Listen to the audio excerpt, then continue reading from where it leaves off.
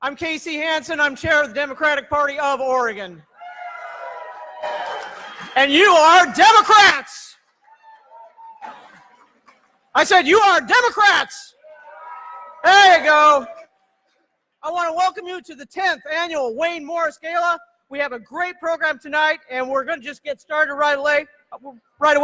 Please welcome Vice Chair Pete Leahy. He will lead us in the Pledge of Allegiance. Come on up, Pete.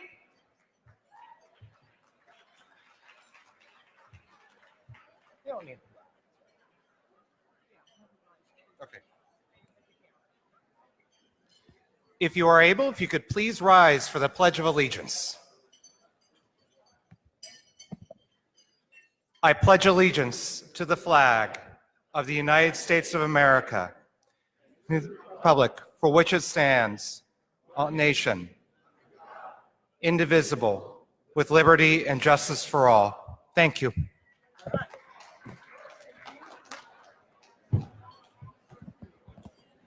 Thank you, Pete.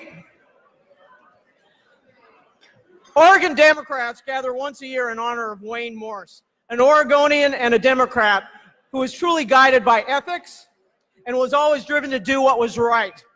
In the spirit of Wayne Morse, this year's event kicks off perhaps the most critical election year in our history. To help us get this evening started, please welcome Portland Mayor Ted Wheeler. Good to see you, buddy. I love you in this new role. Well, welcome, Democrats.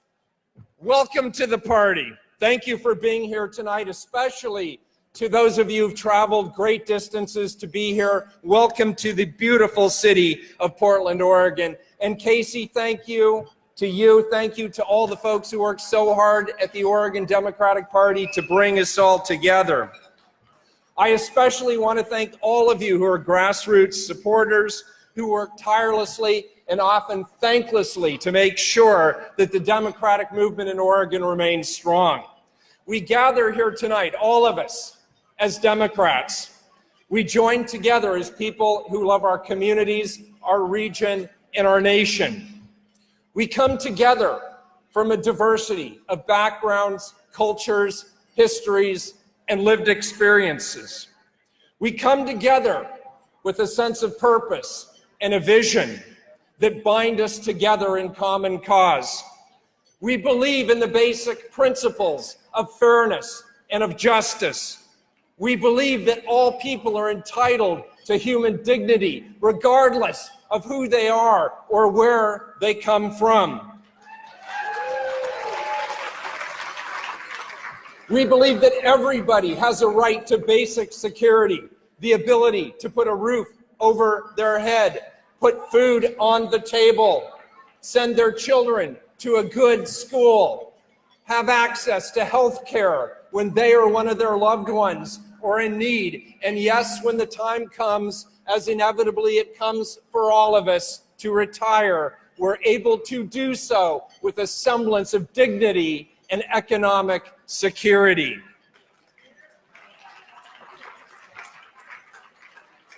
It is often said of late, and I believe this, that we are at a turn. There's a sense of urgency.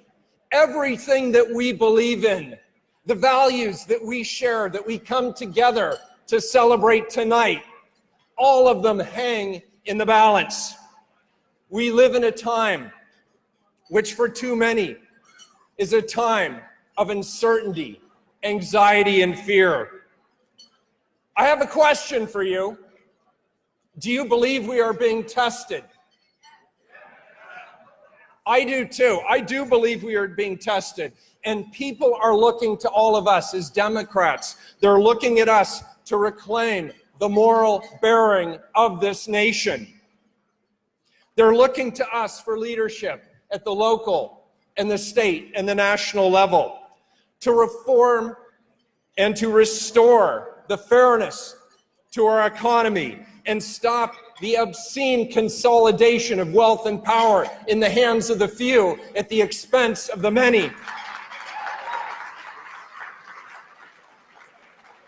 To protect our children and the generations that follow so that they can live in an environmentally healthy and thriving world and no longer live under the alarming threat of global warming. To address the very real and the very serious disparities in economic, educational, social, and health outcomes that are unconscionably doing harm to women and people of country across our country and right here in our city. And to protect the humanity and the dignity of our immigrant brothers and sisters, because they are not political pawns. They are not part of a cynical game. They are human beings just as we are, and they deserve dignity and respect. And we're here together again tonight to say that if President Trump enacts his cynical plan to bring detainees from the border, separated from their families, and bring them to our community because our politics are different from the president and his administration, you know what I hope we do?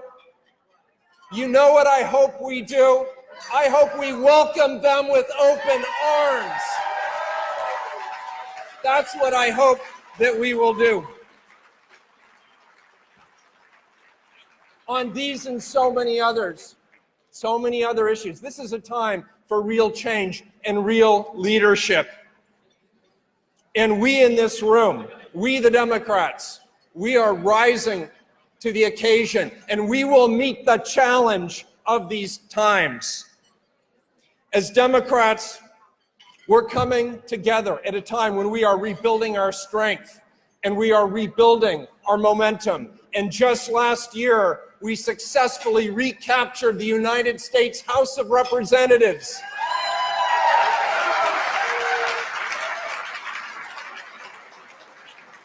But we're just getting started, aren't we? Because in 2020, we're going to take back the White House.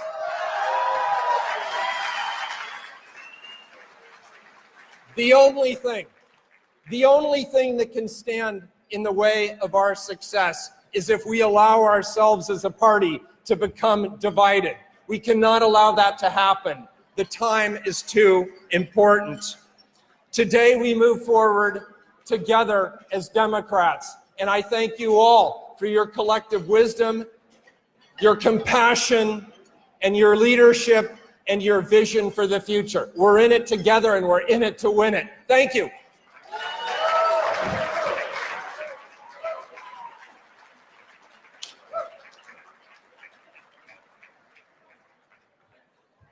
Give it up for Mayor Ted Wheeler.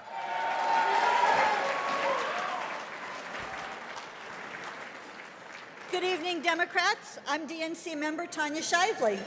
And hello, I'm DNC member Matt Keating. We would like to recognize the elected officials who have joined us here tonight. When we mention your name, would you please stand for a moment? Yes, you're still up. I'd like to recognize U.S. Senator Jeffrey Allen Merkley.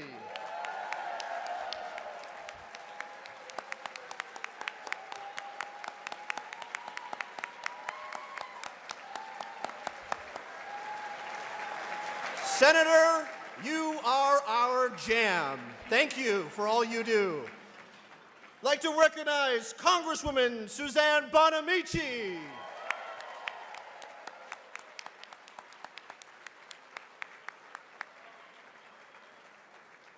And I don't believe he is here tonight because we would see him. He's so tall as he stands tall for Oregon, but his staff certainly is here, and he sends his regards, U.S. Senator Ron Wyden.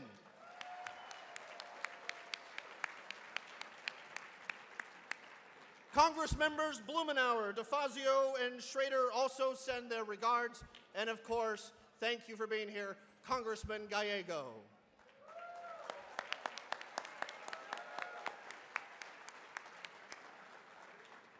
And we have some fabulous statewide elected officials. Governor Kate Brown. Woo!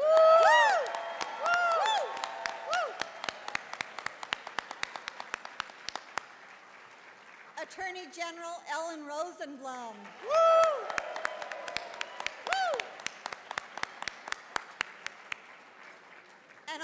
though they couldn't be here, Treasurer Tobias Reed and Labor Commissioner Val Hoyle send their regards.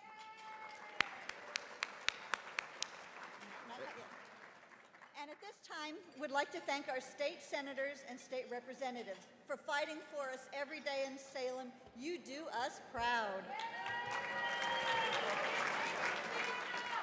Make them stand up. Your governor says stand, so take a stand with our governor, Senator Michael Dembrow, Senator Shamia Fagan, Senator James Manning Jr., Senator Lou Frederick. And our state representatives, Jeff Barker, Janelle Bynum, Margaret Doherty, Mitch Greenlick, Alyssa Kenny Geyer, woohoo! Woo!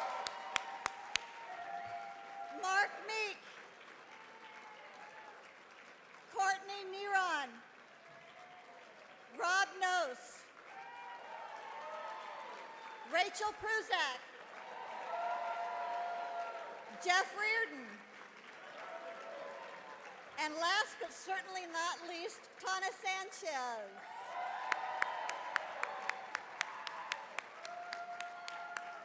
We could certainly field one heck of a Democratic softball team with that crowd. Who's over there? Who'd we forget? Who'd we miss?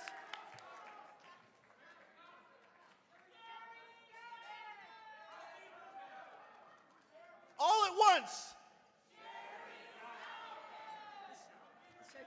Sherry Scoutland, is that who we?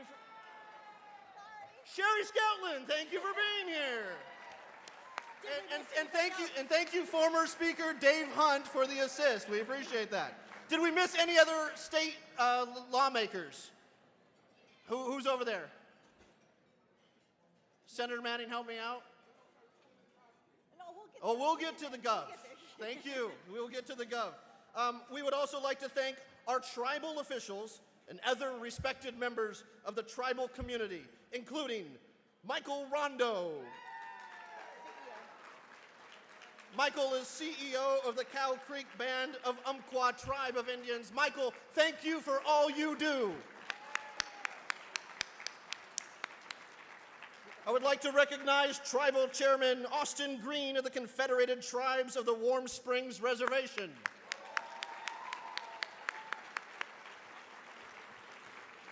Tribal Council Representative Karina Miller, Confederated Tribes of the Warm Springs Reservation. And Karina is chair of the new Democratic Party of Oregon Native American Caucus. Councilwoman Denise Harvey, the Confederated Tribes of the Grand Ronde. Thank you for all you do. And at this point, we would like to ask all other elected officials, both past and present, from Oregon's county, city, local, municipal, and school boards to please stand and be recognized.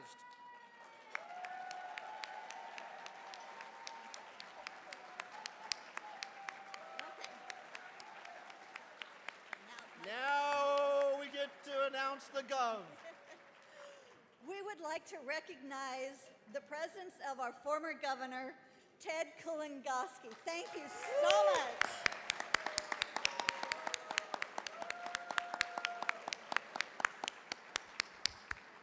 And we also have some former Democratic Party officials with us. Former Chair Frank Dixon.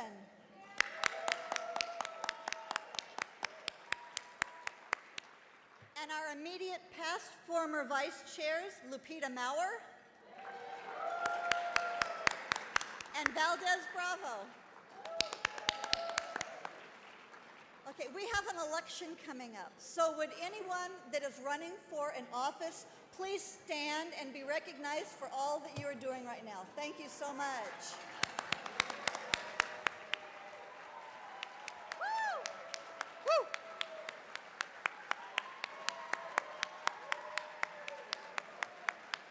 We see you, Ben.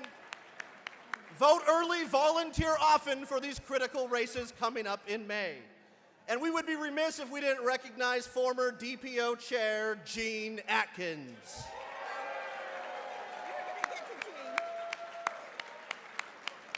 Our current slate of state party officials for the Democratic Party of Oregon. Please welcome and recognize the work State Party Chair Casey Hansen does every day. Casey Hansen. Our Vice Chairs, Pete Lee and Michelle Risher.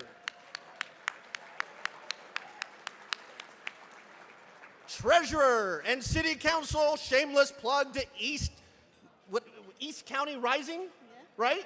Eddie Morales. And our fellow DNC member, Travis Nelson. Where are you, Travis?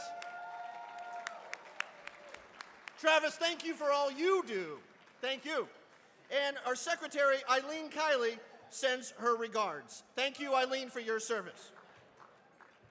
Okay, and now I have the honor of giving a very heartfelt thank you to our fabulous DPO staff, the people that make things like this happen. Our Executive Director, Brad Martin.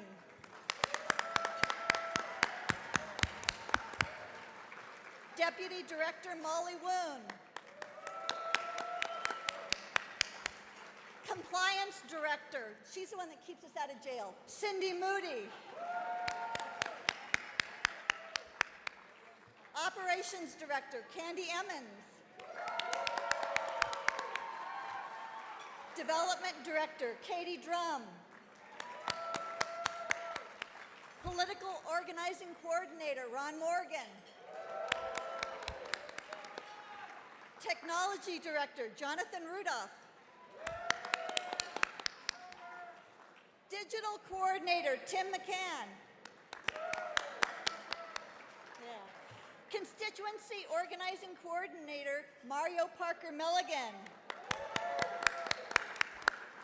And our Development Assistant, Roxy Meyer. These are the people, whenever we go to a nationwide meeting, they talk about how wonderful Oregon's Democratic Party is, and they're the reason for it. Indeed. Thank you, Tanya. Neil Simon, playwright, said there are watchers in this world and there are doers, and the watchers watch what the doers do, while the doers do what the watchers watch. Yes. Chew on that for a second. Our volunteers are doers times a factor of 10. Give it up for every volunteer who made tonight happen. Thank you, Democratic Party of Oregon volunteers. And now, ladies and gentlemen, I'd like to bring up our Vice Chair, Michelle Risher, and DPO Treasurer, Eddie Morales. Thank you. You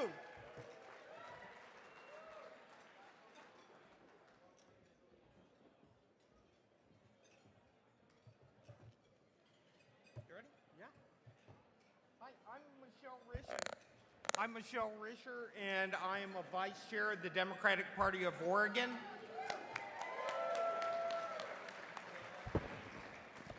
And I'm Eddie Morales, Treasurer of the Democratic Party of Oregon.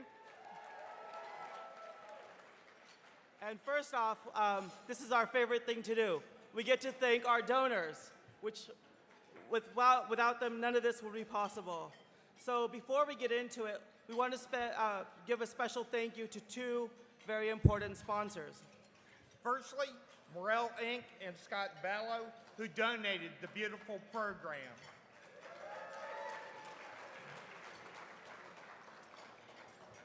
And we'd like to sincerely thank Ed and Jody King and the King at State Winery for their generously providing all the wine for the evening that makes this evening a little extra special. And now, we'd like to thank a very special group of people, our donors, whose dedication to democratic politics continues to be an invaluable asset as we fight for progressive values in the state of Oregon. If you're a member of one of these donor groups, will you please stand as we call them? My fellow President Council members, can you please stand? We want to recognize you. You give us the major investments to make sure that we have the building blocks of our organizing and outreach programs. Thank you. Capital Circle, please stand. Capital Circle. Folks who stretch to make sure our Democrats are armed with the tools to win. Our grassroots Democrats, please stand. This is anyone who's made a contribution. Everyone should be standing. Our hundreds of grassroots members give each month so that we can build the strongest outreach campaigns possible, and we thank you for that. Thank you all.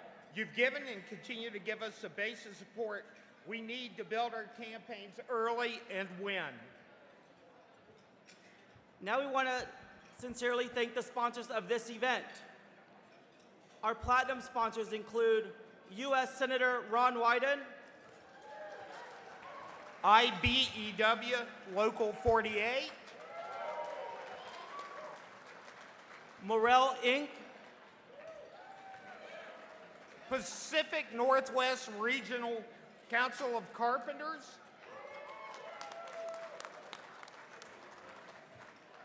the Cow Creek Band of Umpqua Tribes of Indians, Ed and Jody King, King Estate Winery,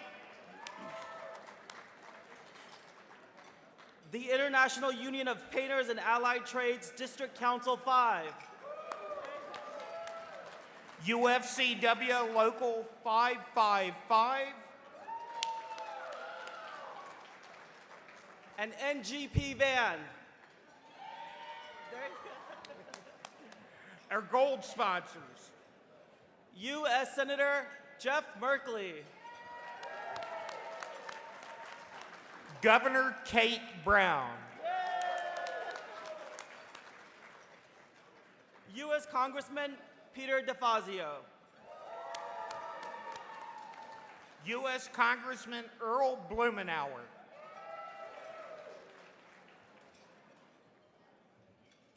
our Attorney General Ellen Rosenblum, U.S. Congressman Kurt Schrader, U.S. Congresswoman Suzanne Bonamici, Treasurer Tobias Reed, Portland Mayor Ted Wheeler, Future PAC, the International Association of Machinists, Stone's Phones, Target Smart, our silver sponsors, Representative Alyssa Kenny Geyer. We are so fortunate to have you with us tonight, and on behalf of everyone, welcome. And we held you in our thoughts over the last few weeks. So. Representative Paul Evans, The All Care Physicians PAC, American Postal Workers Union, AFL-CIO, the Confederated Tribes of Grand Ronde, Confederate Tribes of the Warm Springs Reservation, Hughes and my table hosts, our friend Mindy and Lou, and Company Fieldworks, Hopkins and Sachs, the Joint Council of Teamsters 37, Oregon State Building and Construction Trades Council, The Pivot, Ridge Lark Strategies, Smart Transportation Division, United Steelworkers District 12, and Winning Mark. Where is he? Now, let's take a moment to thank other sponsors, supporters, and the great people and organizations who helped us put together tables. Our own Tarna Shively and Benton County Democrats. Peter Nordby and the Clackamas County Democrats. Veronica Williams and Washington County Democrats. Gene Atkins. C&E Systems. Northwest Oregon Labor Council, AFL-CIO. And SCIU Local 503 and SCIU Local 49. And an additional thanks to all the other people making tonight a success. Let's hear it for the union staff of HERE Local 8 and the International Union of Operating Engineers Local 701. Now, we'd like to show you a short video about Kingasteep Winery. Thank you. Thank you.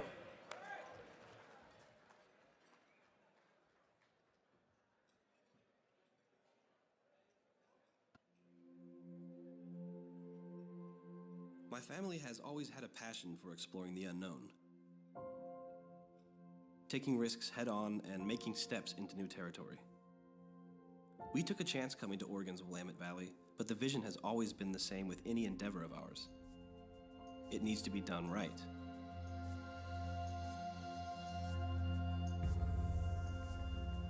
When we started 25 years ago, Oregon was known for its world-class Pinot Noir. To set ourselves apart, however, we embraced a white grape, Pinot Gris.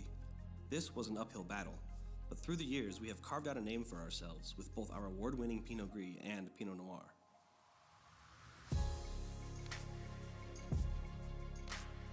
Part of what makes a great wine great is the story of its origins. Since its inception, our family-owned estate has had an unshakable belief in sustainable agriculture. We have been certified organic since 2002 and proudly received our biodynamic certification in 2016. We believe this to be the highest benchmark for sustainable agriculture. The things we do here, as stewards of our land, can set an example to the rest of the wine world that it is possible to make a great wine and do so responsibly. This is about our dedication to an honestly good wine that we can proudly share with our family, our friends, and with people around the world.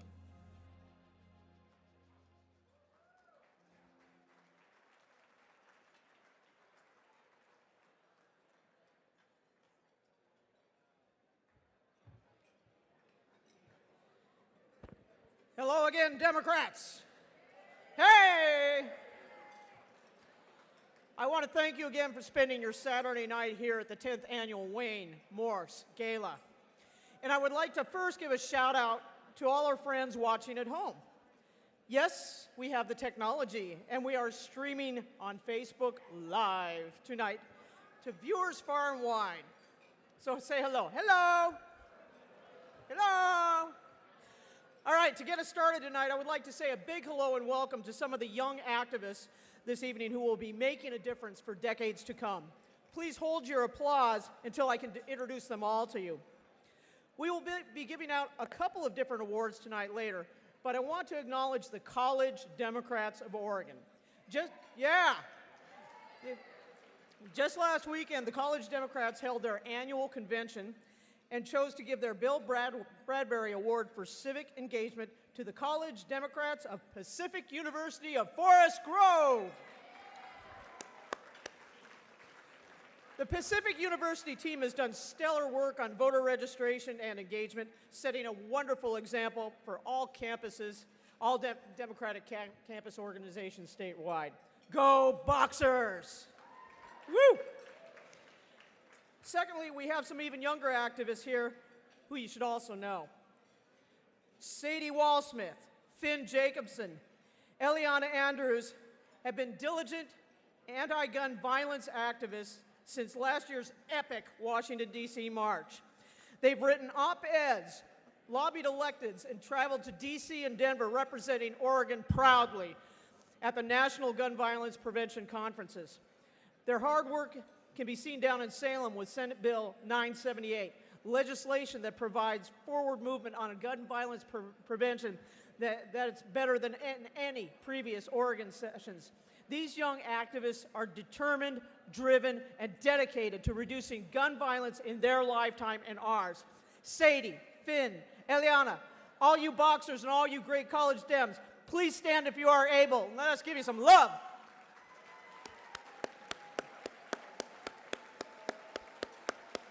Woo! They are our future. So I'm happy to be here tonight as your brand new Democratic of Oregon Party chair. Thanks. I'm not brand new to politics, though. I cut my Oregon political teeth during the gay battles of the 1990s. Lon Mabon and the OCA, the Oregon Citizens Alliance, attacked my community. Yeah. Lon Mabon? Boo. The Oregon Citizens Alliance attacked my community with insidious battle measures meant not just to shove us back into closets, but intended to completely dehumanize us. We fought back year after year, and we won. The glorious unintended consequence was that the entire gay community, soon to be known as the GLBT community, was for the first time a united front, along with straight allies at every level of political involvement. And that unity stuck. From those days came progressive organizations who would set standards nationwide as much as they have become positive forces in Oregon politics. The hate of the 1990s gave birth to Basic Rights Oregon and to the Rural Organizing Project, two great organizations.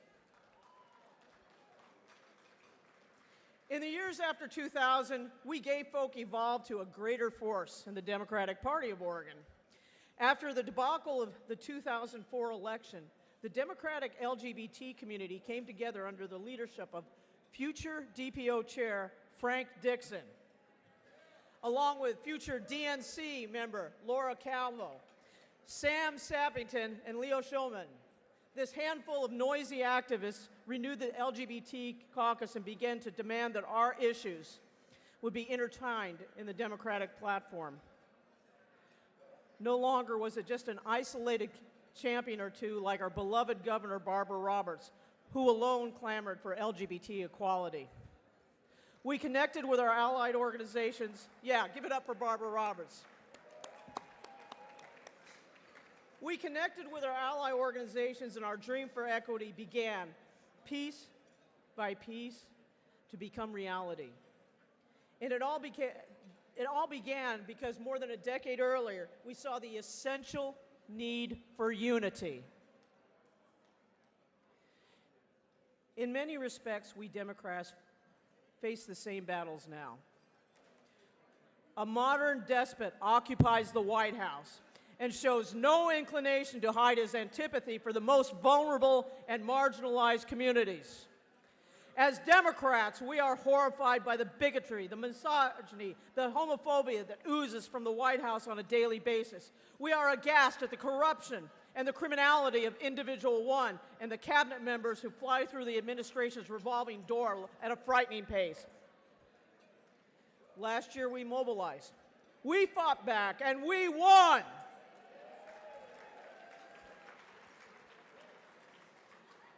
But 2018 was just the start. Our follow-through must be strong, committed, and consistent. And I'm going to challenge you. Have we learned the lessons that the gay rights activists of the 1990s learned? Have we unified? Are we going to be unified? Are we going to be unified? If you define yourself in terms of moderation, the self-avowed progressive is not the other. If you prefer Mayor Pete, Kamala Harris, or Elizabeth Warren, your fellow Democrat who loves Bernie, Beto, Biden, or Booker shares your devotion to equality and justice. If you are a Metro Democrat, the rural Democrat is no stranger. If your days are spent working in the high desert or in the mountains, we Portland commuters, Well, we kind of envy you. So, Democrats, I ask you, are you for full access to health care? Are you for a livable wage for everyone that wears a blue, white, plaid collar to work? Are you for a public education system that offers the universal promise of a robust and comprehensive curricula for every single child? Are you for a sustainable planet in which your kids, your grandkids, and our seventh upon seventh generation can breathe clean air and drink fresh water? I think I hear the voices of unity. We must honor the diversity of our thought and deliberate together constructively. We must respect the rainbow of our unique histories and experiences as we consider how we can come together and right the egregious wrongs of the past and the wrongs of the present. Like the gays of the 1990s knew, we were fighting for our lives. All of us here now, all of our Democratic volunteers, staffers, leaders, and electeds, all of our pragmatists, all of our dreamers. In the next 2 years, we must fight for the aspirations we just shouted about together. National and global crises are too dire for us to lose focus, even momentarily. We are fighting for our lives. That means we must move forward as a cohesive team. We are stronger for our deliberation, for our debates, and even for our disagreements. But we must move forward together. We are Democrats. We will keep our eyes on the prize. We will mobilize and elect Jeff Merkley and Democrats from D.C. to Salem to the Secretary of State's office. We will honor the diversity in our midst and all of its reflections. We are Democrats, and we will win. Thank you, Democrats.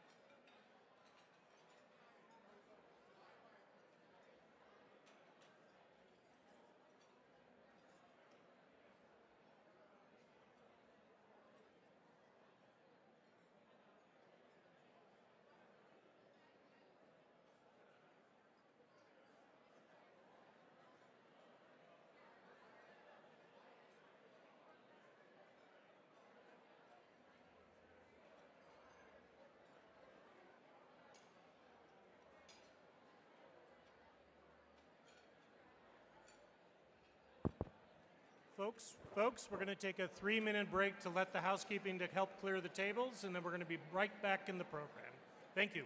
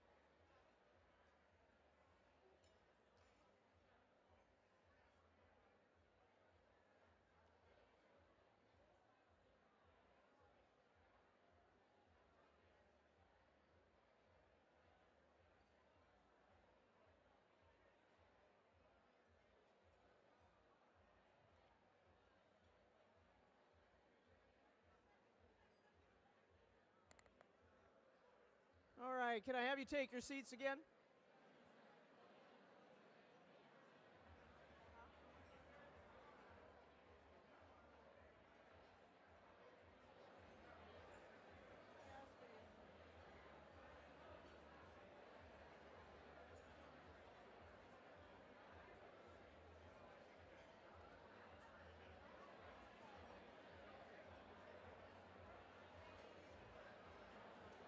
All righty, can I have you take your seats again? Recess is over. Here we go.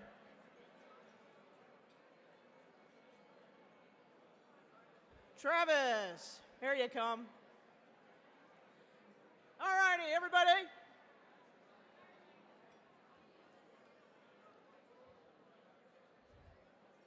All righty. It's time to honor our award winners. Let's give them your attention. These are some great folks.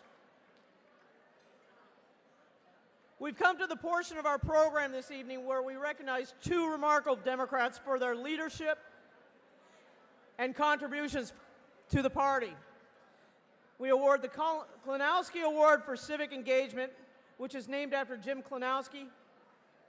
His son, Zach, is with us tonight. Zach, where are you at? Zach? There's Zach over here. Everybody give Zach a hand. All right. And the other award will award is the Wayne Morse Award for Integrity and Passion. So I'd like to invite DNC member Travis Nelson up to present the first award. Travis, there you are. Hey, buddy. Hey. I love this thing. Thank you. I appreciate that. You know, can I just scoot this out the way since I don't need it? Thank you. Thank you.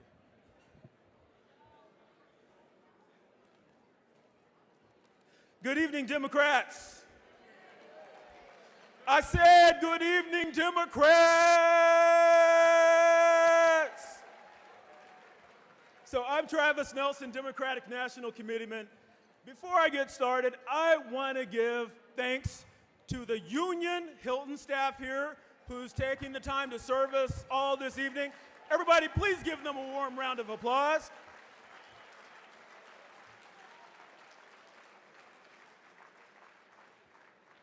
So, I have the honor of giving this year's Klonsky Award for civic engagement to one of my personal heroes.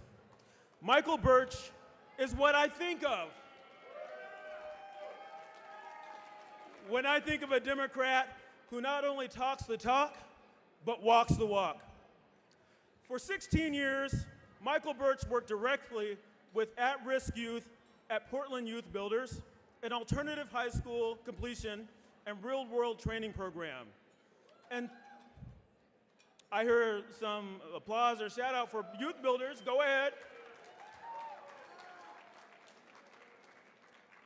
In 2010, Michael then went to work with the Pacific Northwest Council of Carpenters, Local 156, as a carpenter representative. Currently, Michael sits on 2 joint apprenticeship and training councils for the Regional Council, 16 boards and commission representing the carpenters that include Portland Youth Builders, Constructing Hope, and All Hands Raised.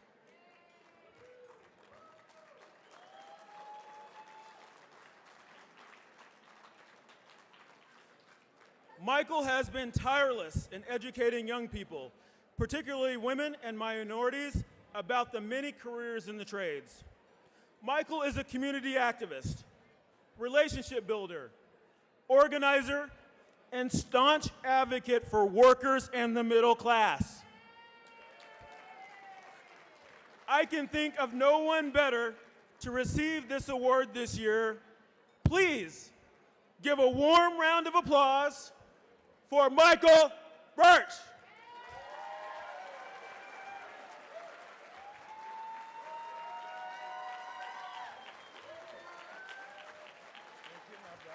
This isn't really your award.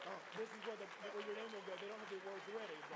Feel free to put this back down, okay? They don't know that. It's kind of hard to see. I don't really know what to say.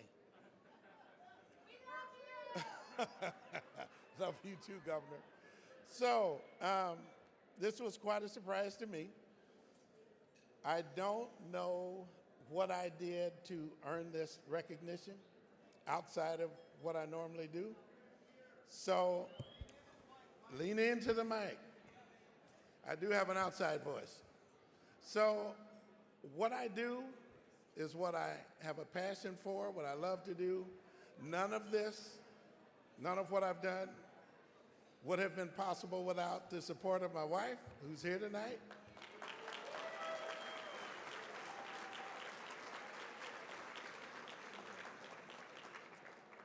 The evenings, the weekends when I'm not home, she's taking care of the household, taking care of the kids who are grown now. None of this would have been possible without the support of Table 16. The folks sitting at that table are all fans.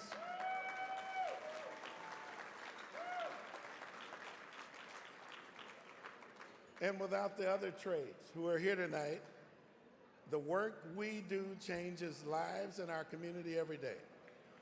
Without the support that I get from the folks who know me and share my passion for the work I do, none of this would be possible. As Democrats, we have a long ways to go, but we've come a long ways. I'm looking forward to the next 4 years.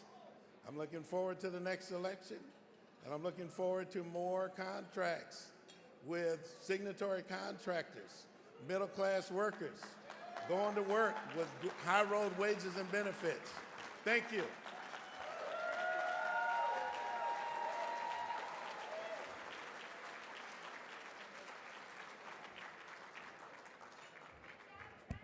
All right, Michael Birch. Thank you, Travis, too. All right, next up, I would like to invite Jessica Stevens up to present the next award. Jessica has been Senator Merkley's state director since early 2015. Yeah, take it. In fact, she took over from our friend Gene Atkins when Gene sort of retired. Jessica emulates her boss, Senator Jeff, in that she is one of the hardest working Democrats in Oregon. Jessica, welcome. Come on up.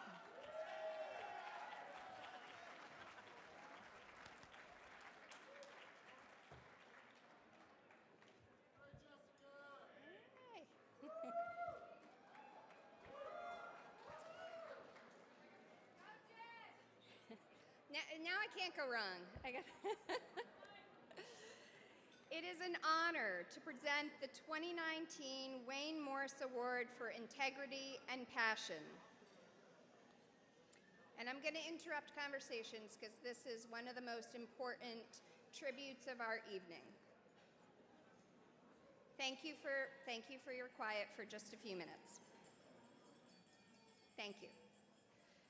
In many ways, Senator Morse was a role model for elected officials in Oregon and across America. From the beginning of his Senate career, he worked to bar federal funding for organizations that practice racial discrimination. In 1945, he co-wrote the very first federal equal pay legislation, the Women's Equal Pay Bill. And Senator Morse may be best known for his role as the conscience of the Senate in his efforts to end the war in Vietnam.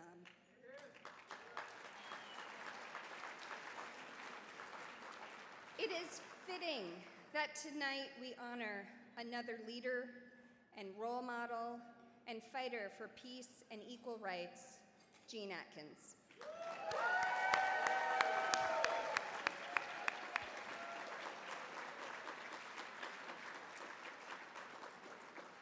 Jean has been a Democrat all her life and an activist since her college days when she protested against the Vietnam War and for the rights of women. None of us who've worked closely with Jean were surprised when Governor Kate Brown asked her to serve as Secretary of State. During her tenure, Jean led the outstanding implementation of Oregon Motor Voter.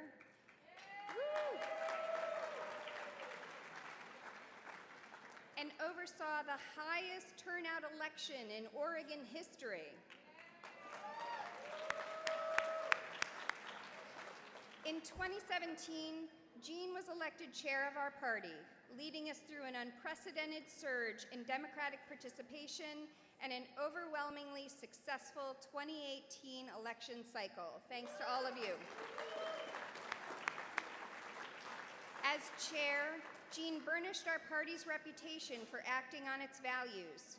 She worked to modernize the DPO personnel policies and spoke out on harassment in the state capitol.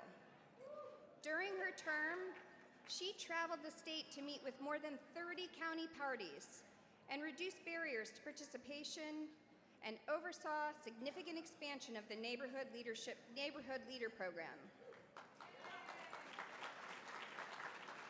On her watch, our party greatly expanded public communication and legislative advocacy. She worked to implement the vision of a former chair in helping establish the Meredith Wood Smith Training Institute.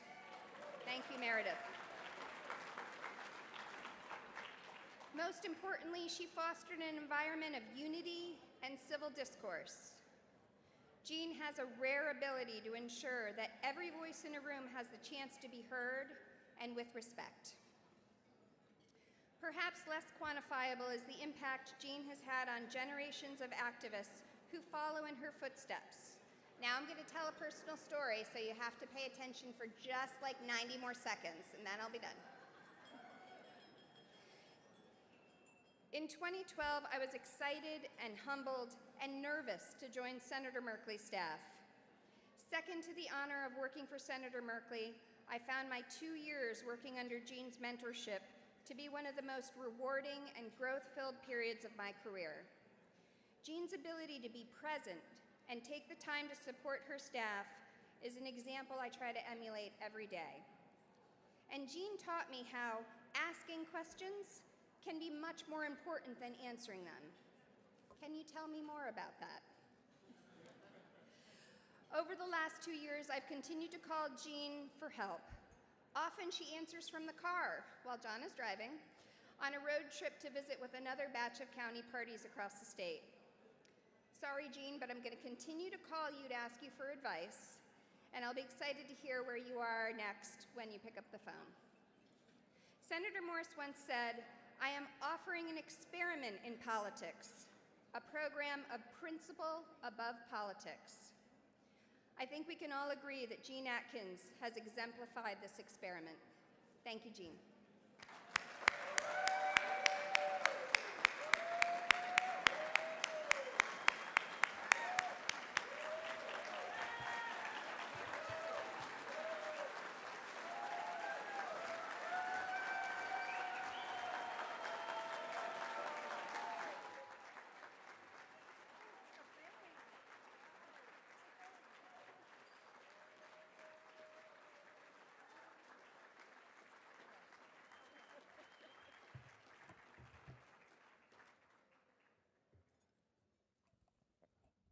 Now's the test. Do I have chocolate in my teeth? Thank you, Jessica. I couldn't have passed my torch, or as feminist Robin Morgan called it, the flaming matchstick, to a better leader and a better friend.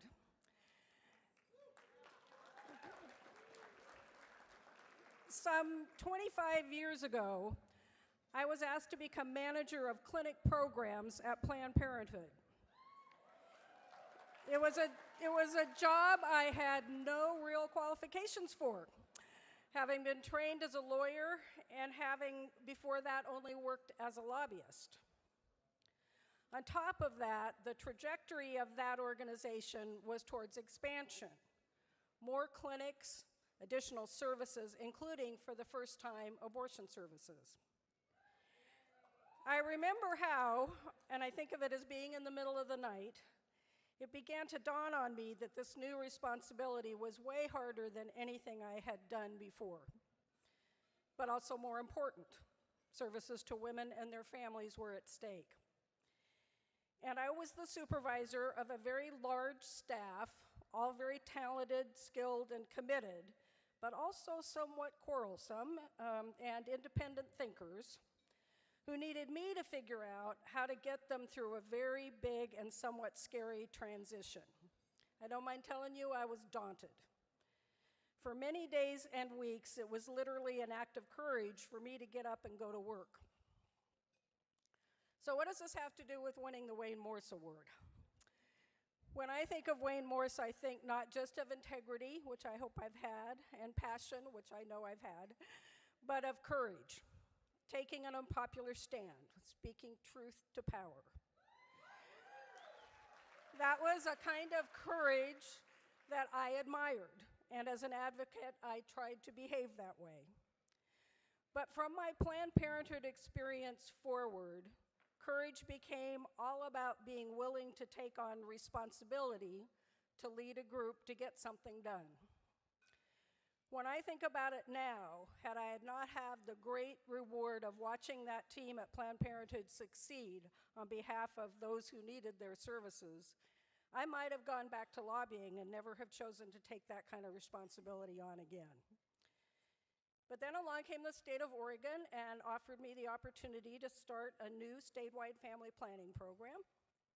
And then along came Jeff Merkley and Dave Hunt and Diane Rosenbaum and Brad Avakian, offering me the opportunity to be part of their team and establishing new Democratic leadership in the Oregon legislature.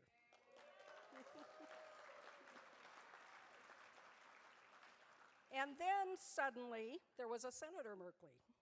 So I had the chance to lead a US Senate team here in Oregon. And then what more?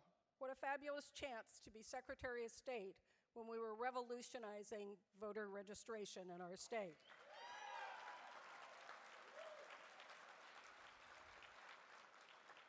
I have had many rewards for doing these jobs.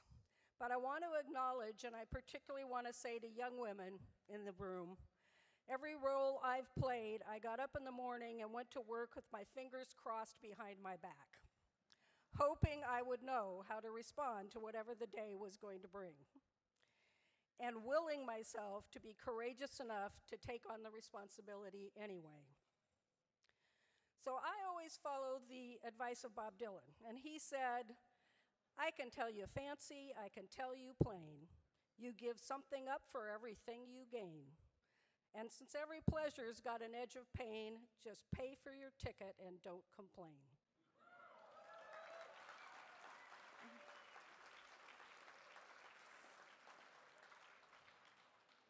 Being the chair of the Democratic Party of Oregon was an enormous privilege and an enormous challenge. But I will not complain. I am very glad that my last turn at leadership was with you all. I'm a Democrat through and through, and our success is important to the American people. Everything we did made it worthwhile. If I have contributed to sustaining us as a group that can work together despite the many differences between us, that makes me very happy. If I've contributed what I tried to convey as chair is that being successful as a party doesn't happen by magic or by righteous declaration. It takes the combined, thoughtful, and level-headed commitment of us all. I hope I have left behind some understanding that laying out criticism is not the same as actually making improvement, and that treating our history and each other respectfully is not inconsistent with steadfastly working for a future that is more just, more equitable, and more free. Thank you. I want to thank the staff of the DPO for the relentless schedule that they keep and the support that they gave me. I want to thank my predecessor, Frank Dixon. He demonstrated courage by stepping up after a very popular chair stepped down, and he ended up navigating through a storm. I thank Lupita and Valdez and Alex and Eddie and Tanya, Matt, and Travis for striving to become a team and not just their own individual voices, for walking the path with me toward a unified party.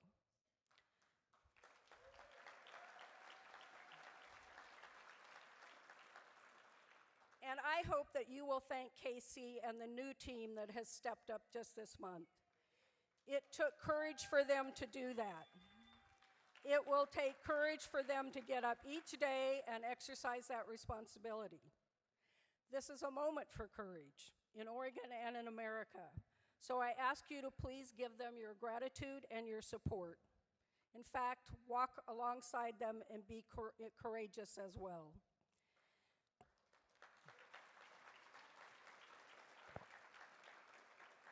In closing, for those of you who are really tired of my many retirement parties, I commit to you that this is the last one you will be forced to come to. The Wayne Morse Award caps it all off. Thank you very much.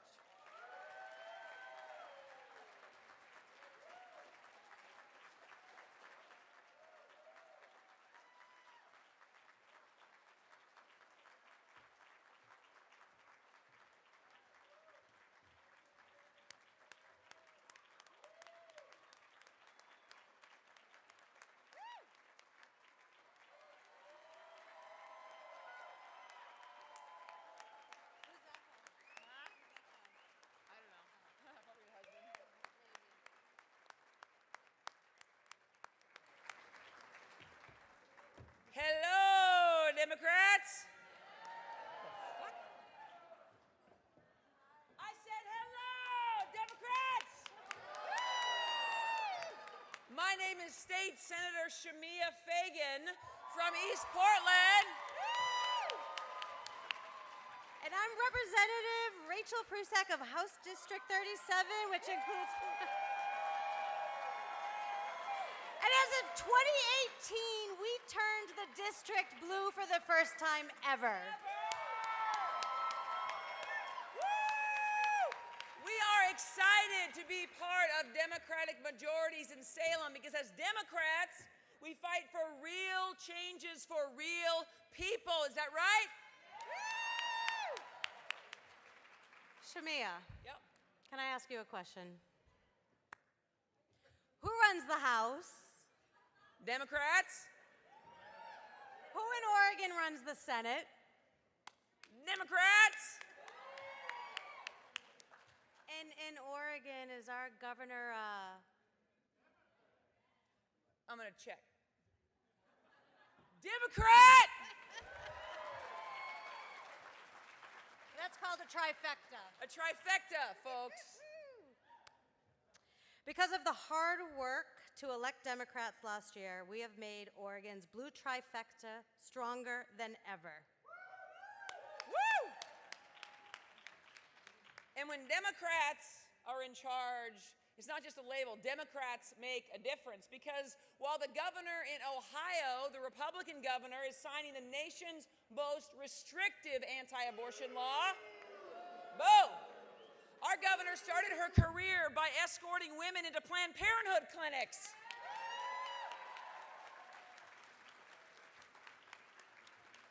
And while Republican states are trying to make it as hard as possible for people of color and young people to vote, our governor is trying to turn every mailbox into a ballot box with paid postage.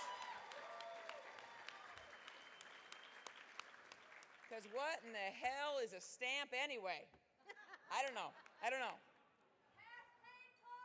Paid postage! And while the leader of the Republican Party in the White House is putting children in tents and cages, our governor believes housing is a human right and passed and signed the nation's most sweeping renter protections. Governor Kate Brown.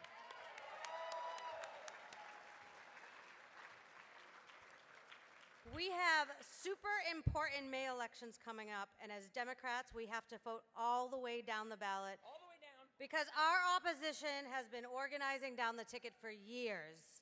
And with 4 more years of Governor Brown, and by growing our Democratic caucus, we have the opportunity to shape our state for future generations. Please join us in welcoming the woman leading the way, our Governor Kate Brown.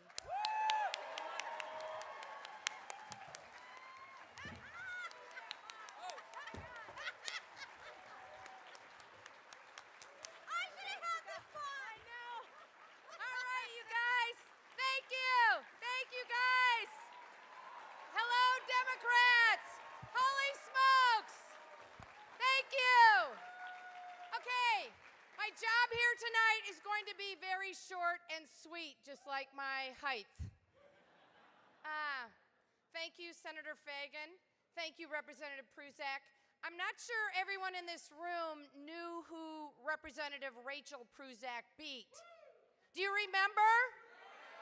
Neither do I. It was a really great victory. You go. You go. All right. Number one, I want to say thank you. Thank you for your time and your energy. Thank you for your door knocking and your phone calling. Thank you for your fundraising, because with all of your support, we were able to win our labor commissioner's race in 2018, Val Hoyle. She won in a landslide. And with your help and support, I was able to, what was it, barely beat? Who was that guy from Bend? No, I kicked his ass. Thank you. And with your help, we now have super majorities, not just majorities, we have super majorities in the House and the Senate in Salem, and that's a very good thing. And we beat back some horrible, appalling ballot measures. And with the chaos and the incompetence and the corruption happening in Washington, D.C., we are showing the rest of the nation how it ought to be done. They mentioned a couple of bills we've passed, but that's not all. We've increased the minimum wage and passed paid sick leave, the first in the country.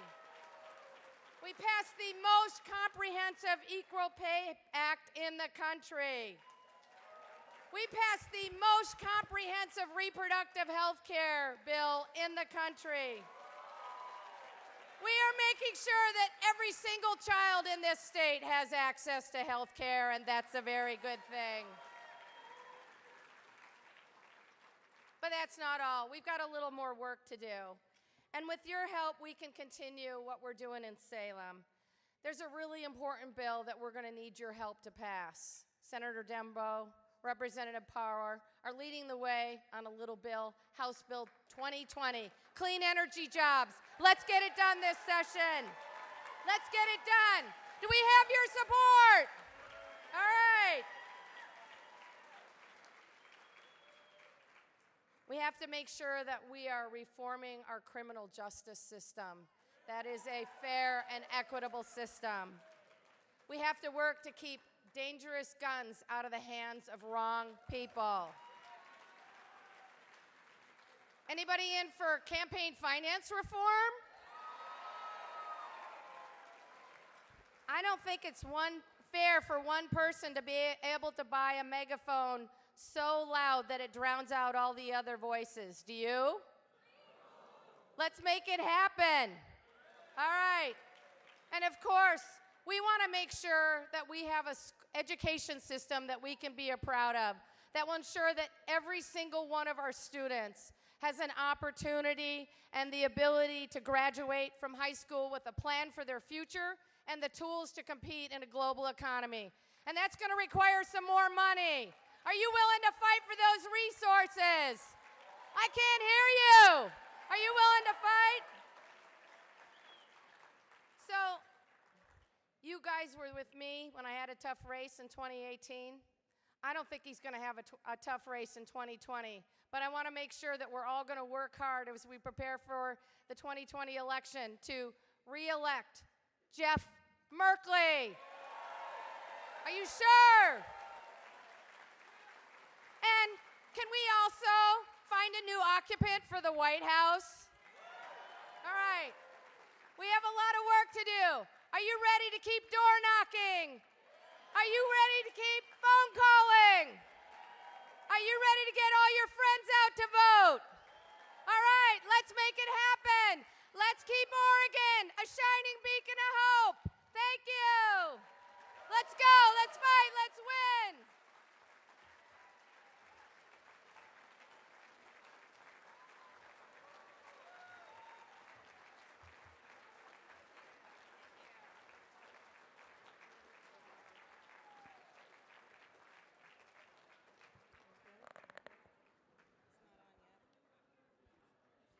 Good evening, Democrats.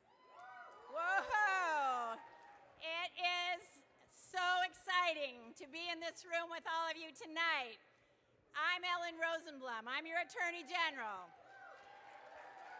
This is Representative Janelle Bynum. She's our representative. Woohoo! Are we good? Are we good? This place is full of buzz. You all look fabulous. The food and service is amazing. The winners of tonight's awards are incredible. The governor rocks. And now, okay, are you listening? Representative Bynum and I actually have a job to do.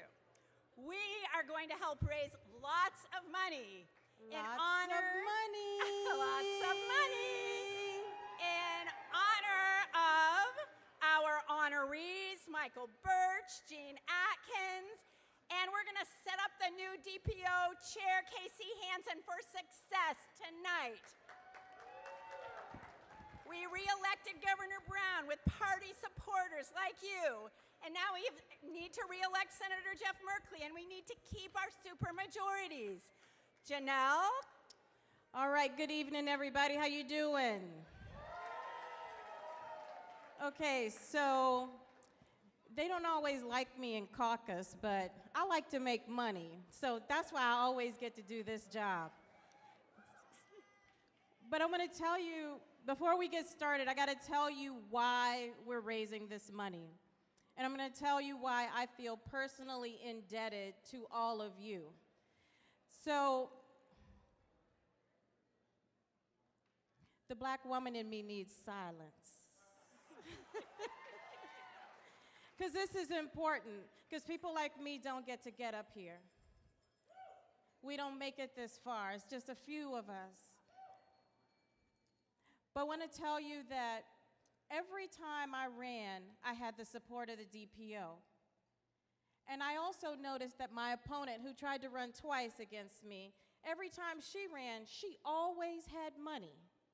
Her account would go really, really low, and then surprisingly, it would go up high, just when she needed money for a commercial, just when she needed money for mailers, just when she needed money for flyers at the door.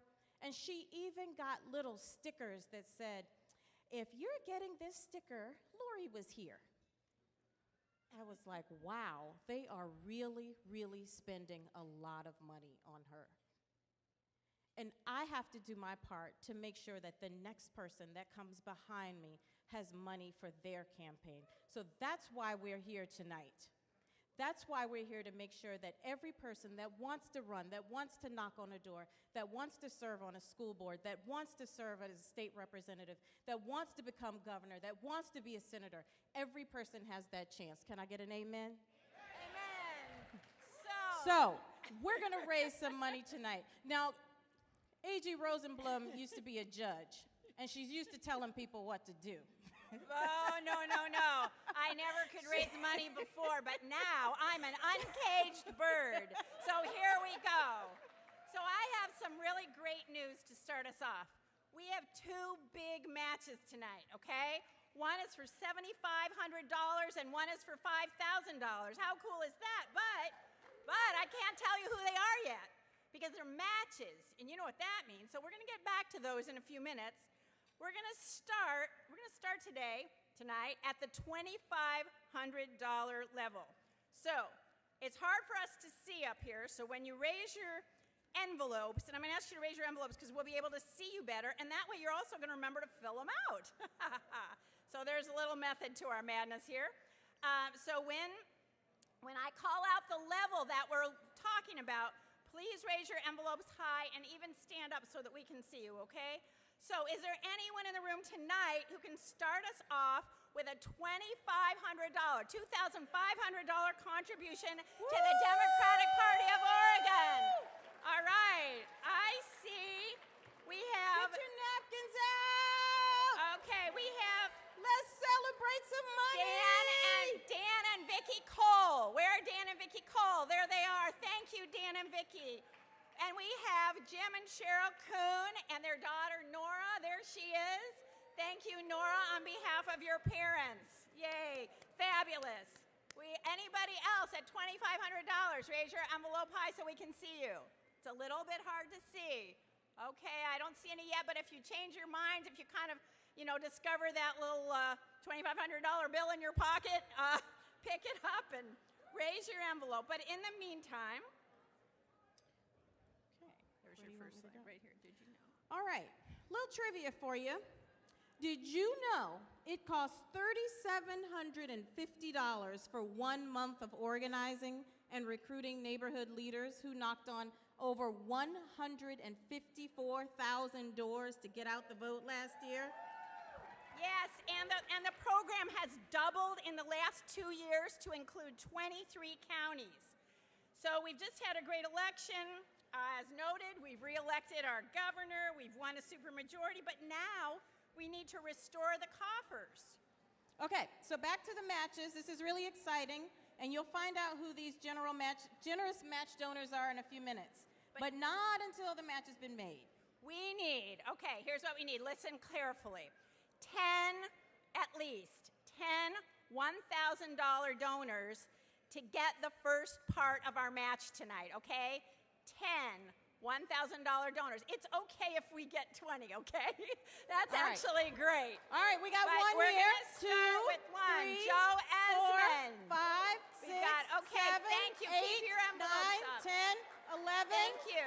12, 13, Thank you. 14, 15, Senator Merkley, 16, thank 17, you. Representative 18, Alyssa Kenny Geyer, 19, the Vandermostens, 20, Diane Rosenbaum, Travis Nelson, Joe Esmond, Harry Wilson, Teddy Kaiser, John Russell, Marilyn and Jean Stubbs, Elizabeth Mazzaro Myers, and Willie Myers. All of those are $1,000 donors. Would you like your name to be added to that list? All right. If you're not on that list. Senator Manning. Thank you, Senator Manning. Anybody else for Luanda, 1,000? thank you. Rob Nose.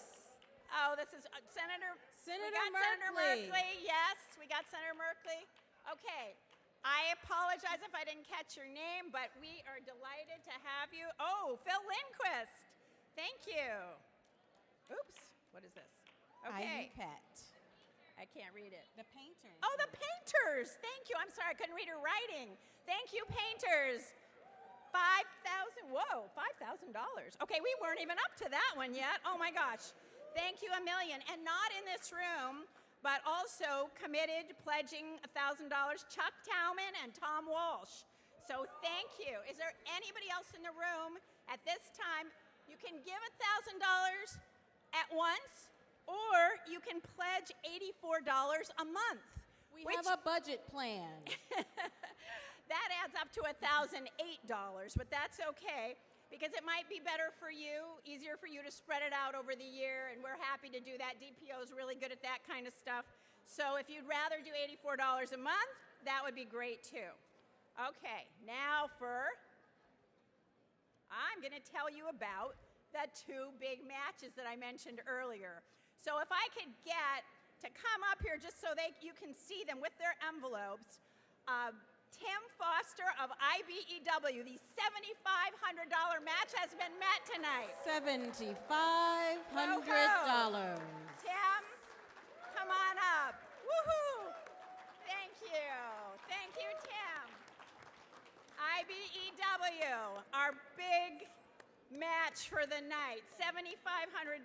Thank you so much for your support of the DPO. And John Jensen, thank you. And all the table, I think you have at least one or couple of tables there.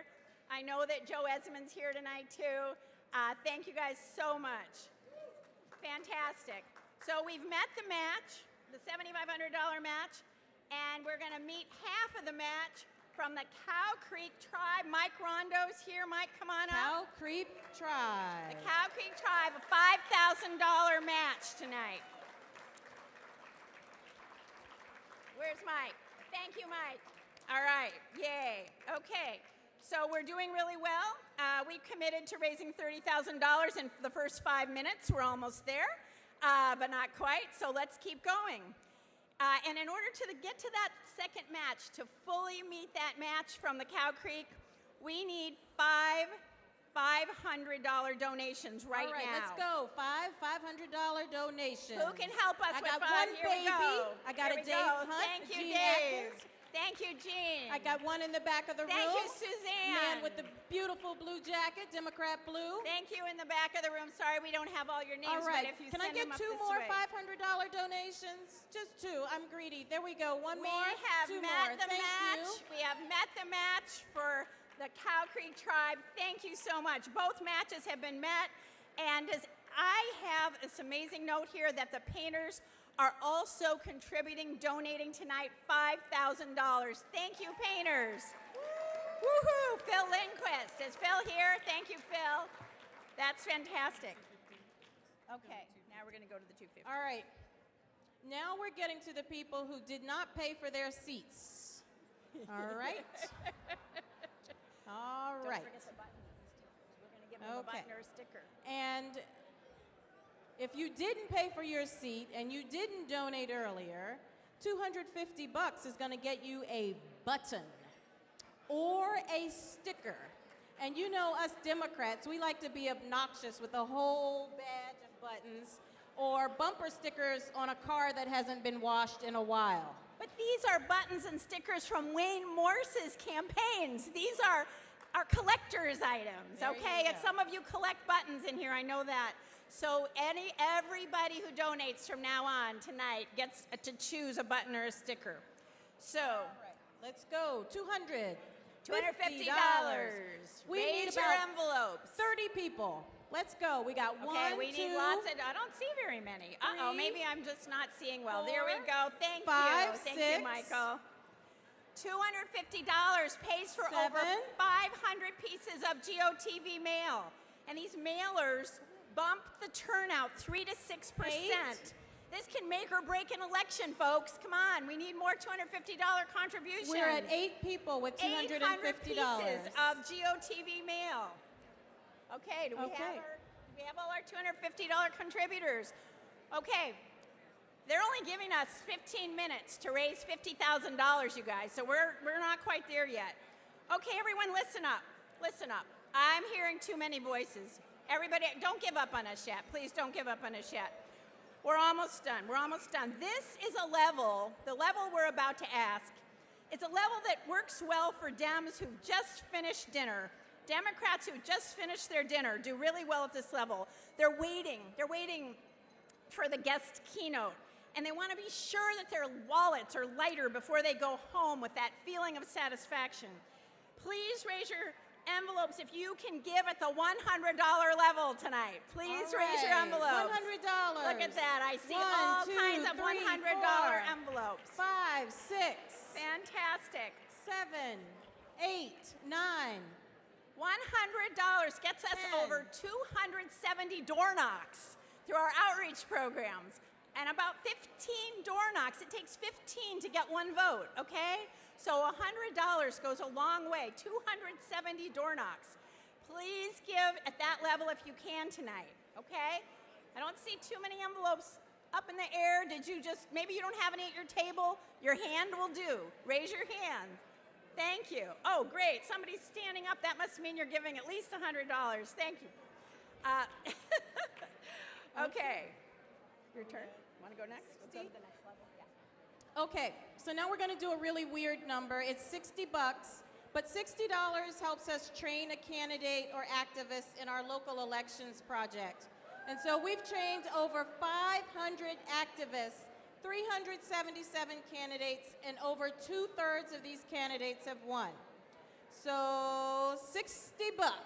$60 or 50? Who can put in 50. It's okay if $60? it's 50. 50, 60, it doesn't matter. Just raise your envelopes if you can do 50 or 60. Thank you, Joel. That's like $5 a month. Thank you so much. We got some over at this table here. Thank you, everyone.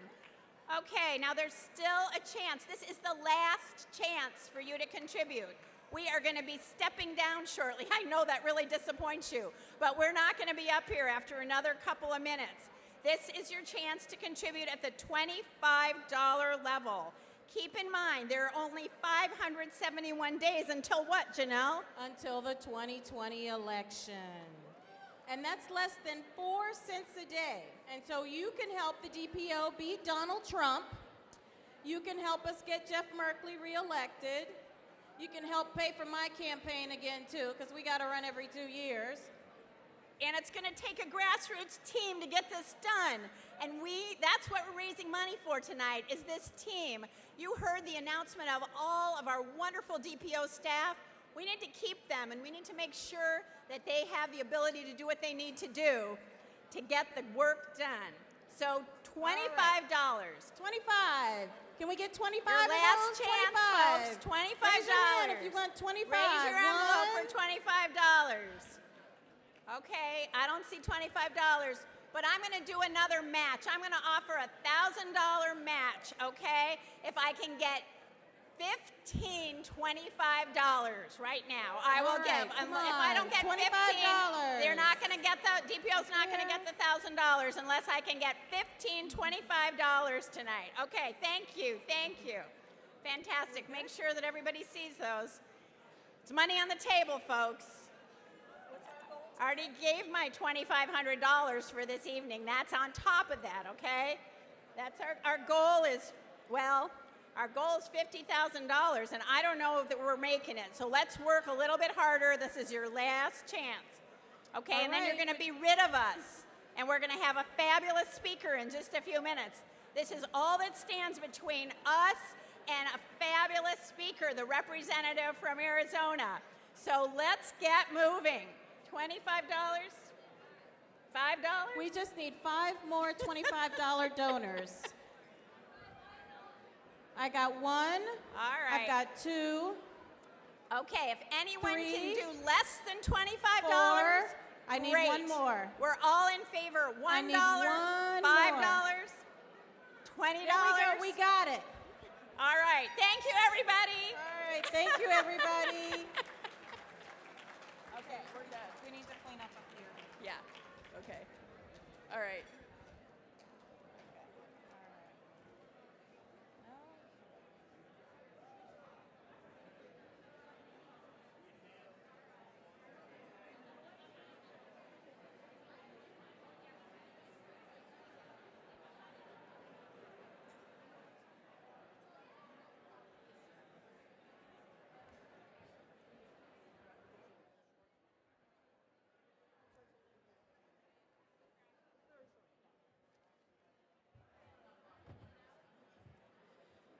All righty. 1999, Jeff Merkley began his elective service to Oregonians, and he has been going full steam ever since. He is our star. Please give it up for Senator Jeff Merkley.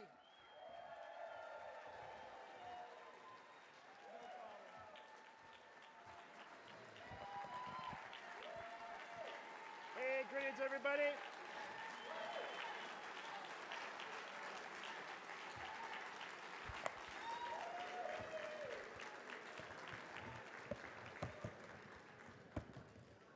I'm making a little adjustment here.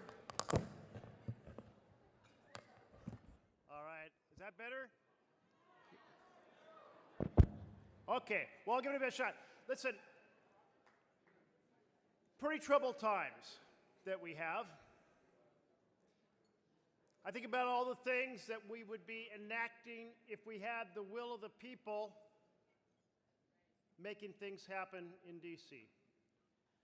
We would be enacting an end to the gouging on drugs for all of America. We'd be addressing the incredible shortage in housing.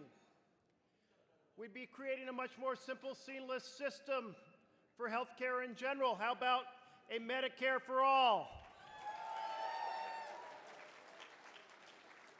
We'd have a tax system that actually was a progressive tax system, so those best able to pay a fair share, and we wouldn't have companies, big companies like General Electric, companies like Amazon not paying a single dollar in taxes. Well, so I'm not too happy about all this, and I'm imagining you're not too happy either. And I'm just going to summarize that there are three big battles that we have to win. Three big battles. The first is we have to end the corruption from gerrymandering, voter suppression, and dark money.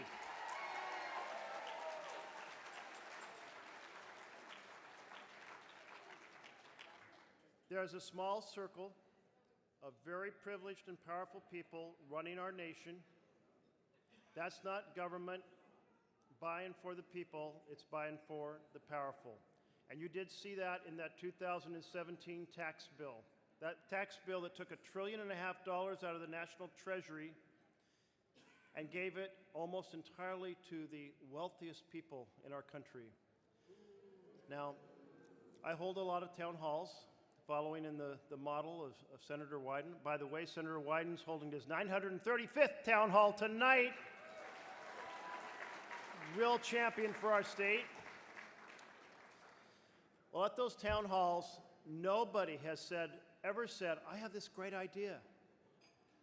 Let's raid the national treasury for $1.5 trillion and give it away to the wealthiest people. How about we get that money back and we invest it in healthcare and housing and education and infrastructure and living wage jobs?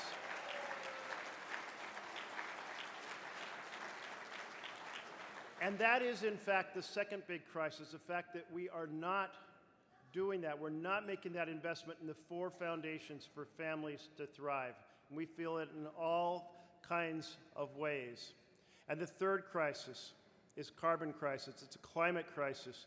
We see it here in Oregon with the longer, hotter fire season, the smoke damaging our urban economies, the fires themselves, and the lack of water affecting our farming, our fishing, and our forestry. We see it over on the coast. We see it because we have to artificially buffer the seawater because it's become too acidic for oysters to reproduce. We see it in the winter sports with the lower average snowfall. We see it in the summer irrigation being less from the streams. So, during our lifetimes, well, my lifetime, the rate of carbon pollution has increased about 6 to 7 times. In other words, we are accelerating into oblivion, and human civilization hasn't gotten control of this yet. So we have to act. We have to recognize there's a massive problem. We have to have an incredibly robust response. We need to create millions of jobs in the process, millions of jobs that include millions of good labor union jobs in the United States of America.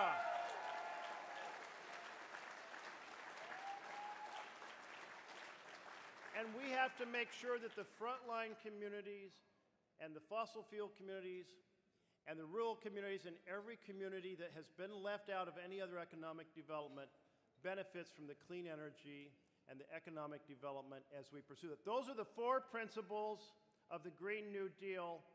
We need to carry that fight, and we need to implement it. And I'm so proud that here in Oregon, they're working to pass a carbon bill right now. Good job to the state legislature.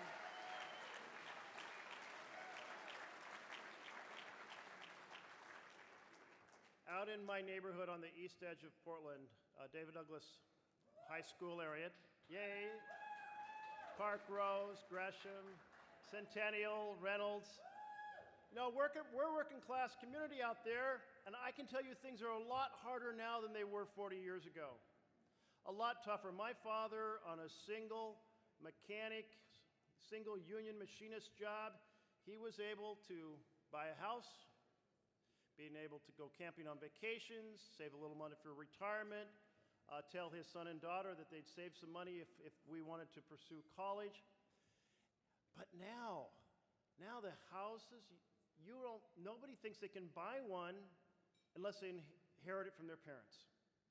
And they're working part-time jobs and filling in with other part-time jobs with conflicting schedules. And they're wondering if they should encourage their kids to go on to college because of the millstone of debt that you might end up with at the end. And I can tell you that's different than when I got out of high school. If you came home and you ate out of the fridge and you saved every dollar from a minimum wage job, you could pay the tuition at a public university. We need to take on these foundations, and we need to make sure that we restore shop classes in our junior high and high school. We need to support our apprenticeship programs. We need to have a pathway for every possible person to have a great middle-class job that supports a family here in the United States of America. Last week, Senator Udall and I introduced on the Senate side the For the People bill. The For the People bill is the parallel to H.R. 1 in the House.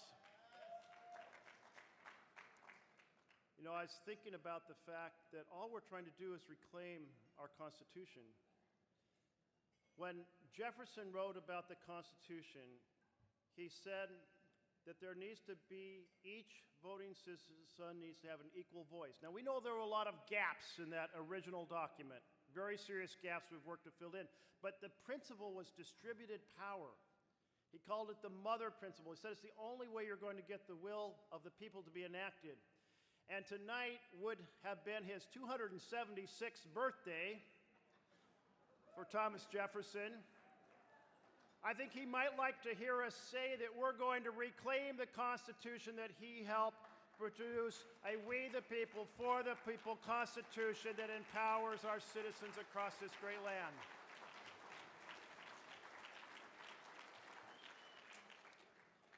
So here we go into this battle. On the Senate side, the U.S. Senate side, we have 47 seats. We're going to have to win battles in Maine and Colorado and Arizona and North Carolina. And how about we take Iowa back with Tom Harkin's seat? And we have to make sure that we hold Alabama with Doug Jones, an amazing individual.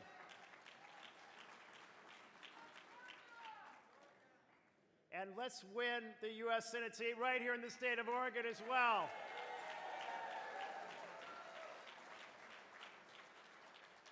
Because together what we're doing is setting the stage for the nation.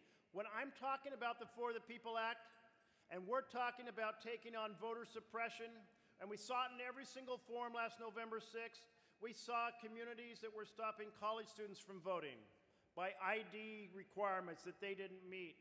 We saw communities that were not enabling Native American communities to vote because they didn't have a street address. We saw a Secretary of State in Georgia sitting on the registration forms for the primarily African American communities. We saw all of that. Well, here's what happens under the For the People Act. First, automatic voter registration, Oregon style.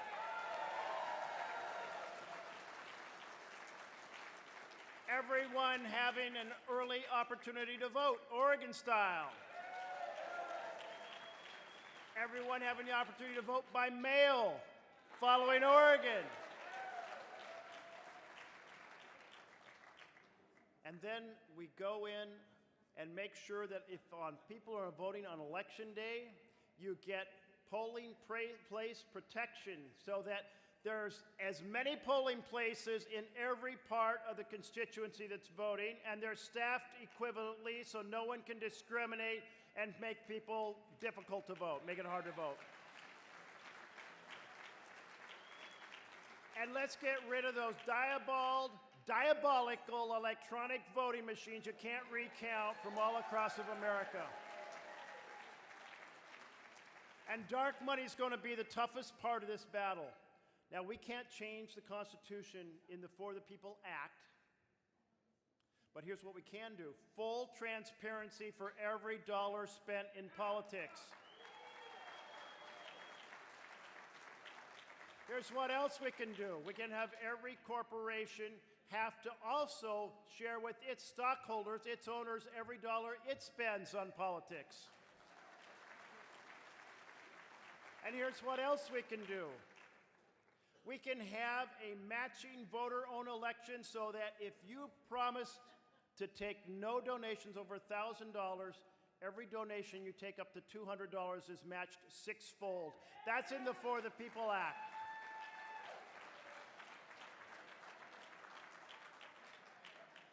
Well, let's go forward. Let's go forward. Let's thank so much Michael and Jean for their incredible service. Everyone here who has involved and engaged. And as we carry these fights to reclaim our democracy, this fight to invest in our families and our workers, this fight to take on and conquer carbon pollution, let's also do this. Let's be all working together as Americans. No more divider-in-chief in the White House busting up one group of Americans against another. No more treating refugees on our border as criminals. No more driving religious differences. Let's make sure there is no discrimination, whether it's our Jewish community or our Muslim community or any other community across this entire freedom of religion land where we stand together. All right, we've come a long ways. As we were talking tonight, I was thinking about the fact that when I went into the Oregon House 20 years ago, we had 25 out of 60 seats. It was 25-35. And when I became Democratic leader in 2003, it was 25 Democrats and 35 Republicans. What the hell happened? 38 Dems in the House, a supermajority in the Senate. We took over the governorship. Great job, everyone. Let's reclaim everything our great country has to offer. God bless you all. Thank you.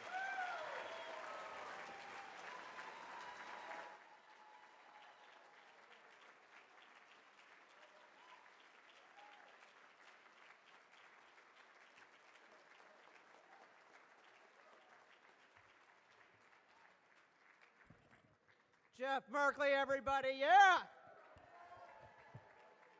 Okay. Suzanne, I'm going to have to fix this for both of us, I think. Oh, there we go. All righty. Among her many roles, Congresswoman Suzanne Bonamici is chair of the House Education and Labor Committee's Civil Rights and Human Services Subcommittee. She's been a long-time advocate for equity in education. 3 days ago, she had the opportunity to be in the hearing room with Betsy DeVos. Oh, it was a pretty scene.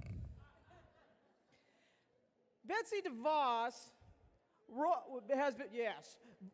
has been rolling back all kinds of education services, but Suzanne called her out. DeVos was rolling back services and defunding 2016 policies that protect transgender youth. And she didn't want to admit it, but Suzanne called her out. Yes, she did. And we've got a bunch of Democrats that are calling these heathens out. So I would like you to welcome Congressman Suzanne Bonamici to the stage. All right, Suzanne. Good job. That was a great hearing. Awesome. Thank you, Casey. Whoa, good evening, Democrats. Woo! Wow. It is such an honor to be here, but I get to follow Senator Merkley, which is always tough. Thank you, Senator, for your leadership. As always, it was an honor to serve with Senator Merkley as Speaker of the House. Dave Hunt and others were there with us. What a session that was. So 2018, we have a lot to celebrate about 2018, and a lot of it is because of the hard work of everyone right here with the Democratic Party of Oregon. We grew the Democratic majorities in the state legislature. We elected the fabulous Governor Kate Brown. Tell you, my colleague, Ruben Gallego, who I'm going to introduce in a few minutes, he's sitting here with Kate Brown. He's going to think his governor is really boring after tonight. We defeated some really bad ballot measures. And in Congress, Democrats are in the majority in the U.S. House. It is my first time after 7 years in the minority, and I tell you, it is much better to be in the majority. And we have in the U.S. House, we have women and people of color leading the way. We have the most diverse incoming class in the U.S. House of Representatives in history. We have Representative Alexandria Ocasio-Cortez leading the Green New Deal. We have fabulous members like Lucy McBath, who won a district in Georgia, running on the issue of gun violence prevention. Lucy lost her son to gun violence. She turned her grief into action, ran for office, won a district, and led the efforts to pass, finally, universal background checks in the U.S. House of Representatives, closing the Charleston loophole, and Lucy was right there on the front lines. And then, although she's not a brand new member, we have our fabulous co-chair of the Progressive Caucus, Congresswoman Pramila Jayapal. I don't know if her sister, Sue Sheila, is here today, but leading Medicare for All and a great progressive leader for us. Congress is starting to look a lot more like this country, and that's a great thing. We have the first 2 Native American women, we have Muslim women, we have a diverse caucus, and that's a wonderful thing.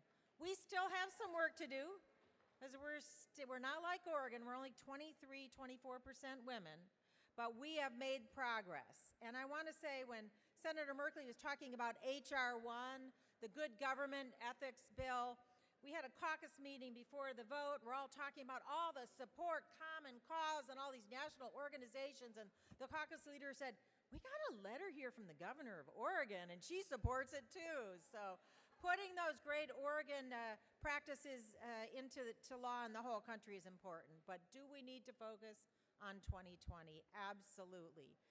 Keep electing Democrats who will stand up for our values. As Senator Merkley was saying, you know, we want a better future. We are now at a time, and for the first time in decades, where our children cannot expect to do better than their parents. And that is wrong. We need to turn that around. We need great schools, good jobs, good labor jobs, clean energy, health care for all, communities safe from gun violence, reproductive freedom, and the list goes on.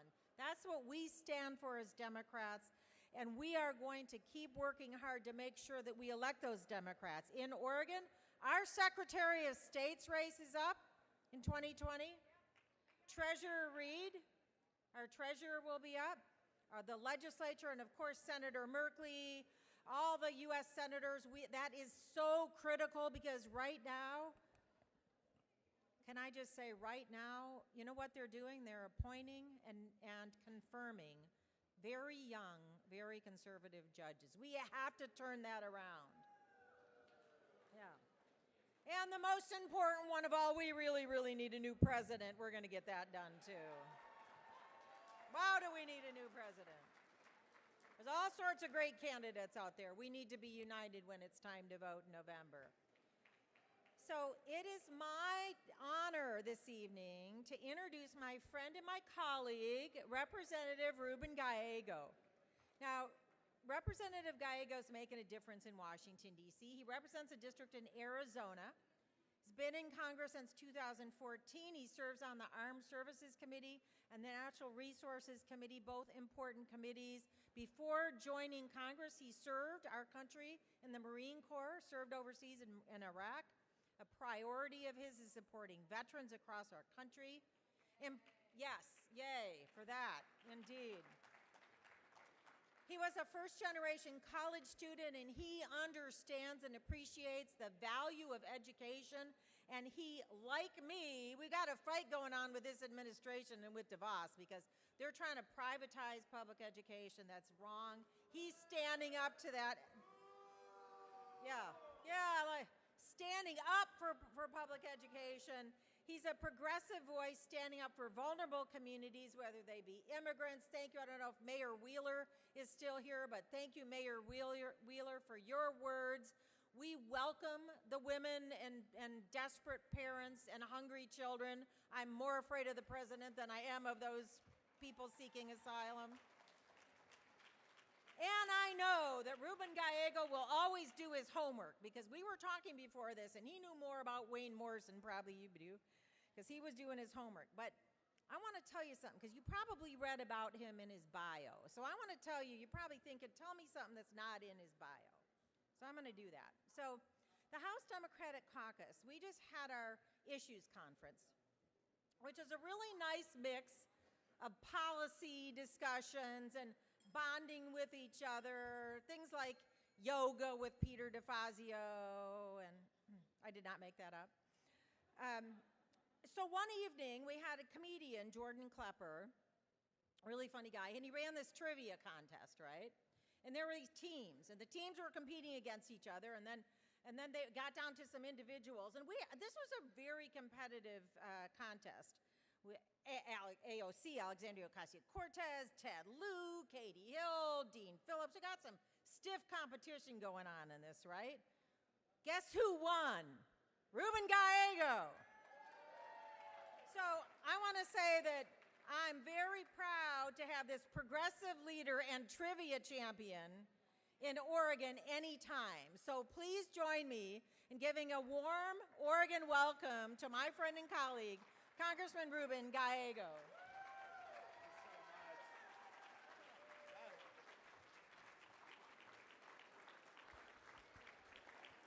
Thank you, DPO. Now, I just want to make it clear, I do take this serious.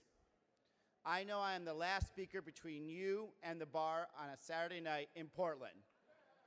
This is a serious, serious position I have right now, and I'm not going to abuse it. After all, I am a member of Congress and not a senator.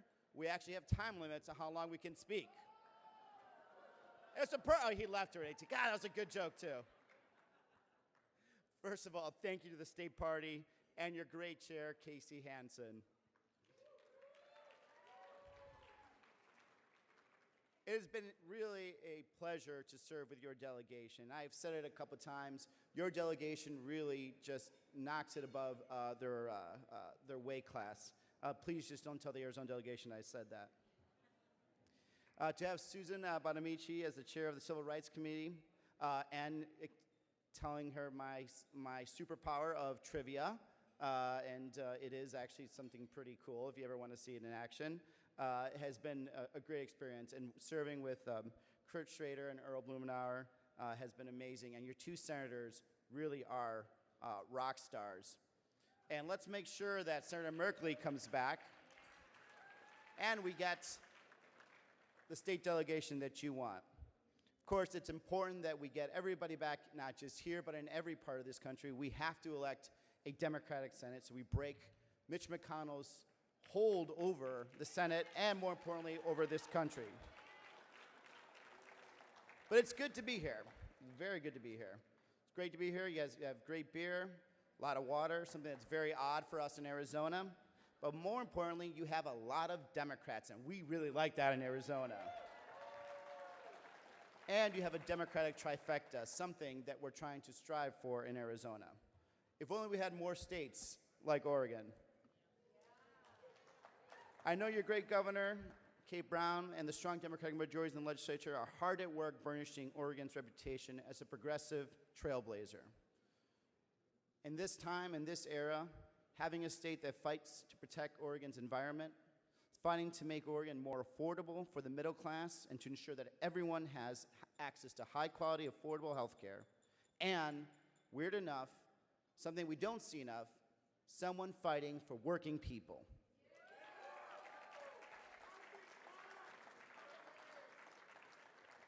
Many years before I was ever actually in Congress or in the State House or served in anything, I looked for government for states like you have here in Oregon.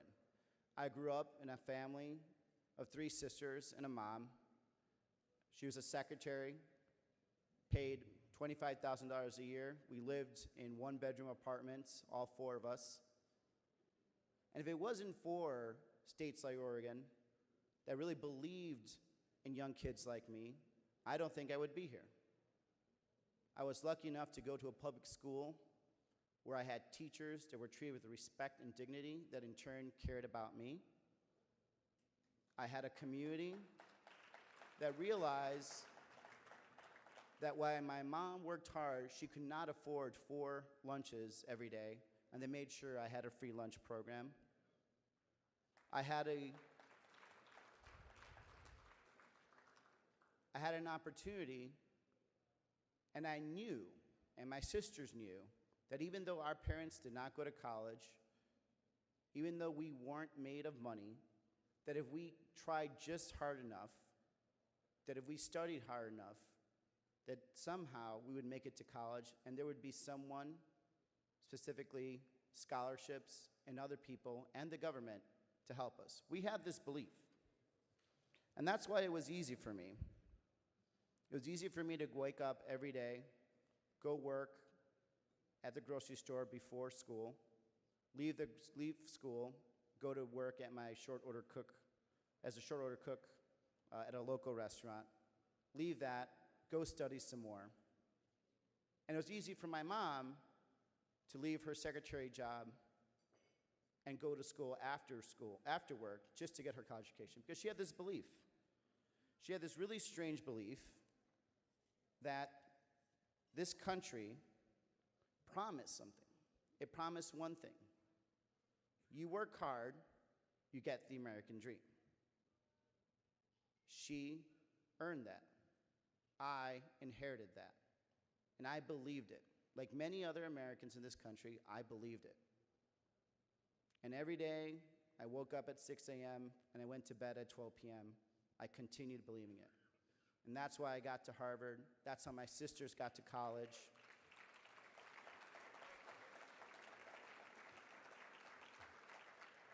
And that's why I decided to repay my country by serving the United States Marine Corps.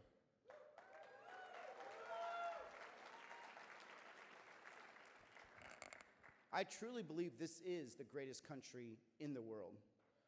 I believe this is one of the most extraordinary countries in the history of the world. I know it because I felt it. I know it because I've lived it. But one of the craziest feelings I have is that I don't believe many young men and women are feeling that anymore. And many of our families aren't feeling it anymore because we have a crisis right now. That crisis is named Donald Trump. Let's be real. That man is unfit to serve our country. That man is unfit to serve you. This is the same man that plunged our country into chaos by shutting down the government for a border wall, a vanity project to his ego. He is a president who has waged war against your health care without a plan to replace it, only to harm you. He's a president who says he fights for the poor, but then wants predatory lenders to come back into our communities. This is a man who says he is for the country, but in reality, he just wants the country to give him everything. We aren't that country. We are never going to be that country.